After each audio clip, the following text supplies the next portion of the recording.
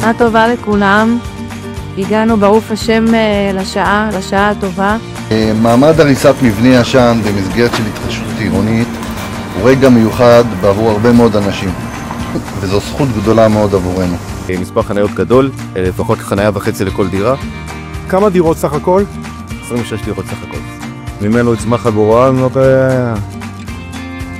נעשה ונצליח. נשארו עוד 7 דירות למטירה, פנטאודים, דירה אחת יש בתא חדרים ודירות 4 חדרים. מאחל לכל אחד מאיתנו שתהיה לנו שנה טובה ומתוקה.